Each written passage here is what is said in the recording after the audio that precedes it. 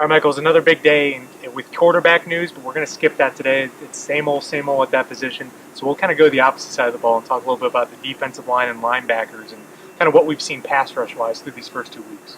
Yeah, no, I asked Nick Saban about it, and he kind of paused for a second, thought about it, and I think he said he's been pleased with it, but it's kind of thing where it's hard to fully judge a pass rush with the offense that they faced. They haven't been the kind of drop back passers, but they've had a lot of time in the pocket to try to feast on people. They've been the shorter passes, the quicker moving things. But from what he said, they were pleased with what they've done so far, but there's still there's work to be done. I think the encouraging thing, at least from just one quick glance at the stat sheet, is the production they're getting sack-wise from the linebackers. 5 of their 6 sacks are coming from linebackers. Now, some of those situations, they're basically de facto defensive ends, but last year it just didn't seem to work out that way. It seemed like Alabama needed one of their true defensive linemen to push through and get a sack.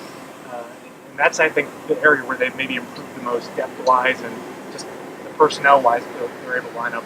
Yeah, they've talked about the edge rushers. Austin Shepard had talked about, at right tackle, talked about how quick they are coming off the edge, and you saw some of that. You saw Rashaan Evans get his first sack, had a shot at a second one earlier in the game. So, there's some guys in there that are different personnel that can work with. Yeah, a couple that kind of stood out to me was one, Xavier Dixon, who had 2 sacks in the first game. A lot of fans forgot about him after he was suspended near the end of last season. But he came back, had a really strong preseason camp, and has been a starter.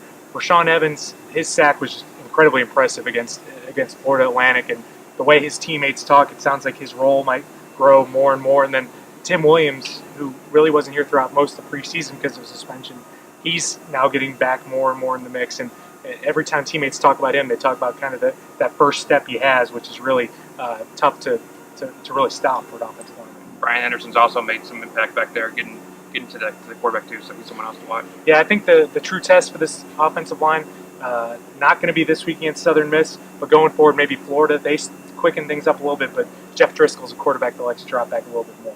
That's going to be it for us. We'll be back Wednesday after Nick Saban's second press conference.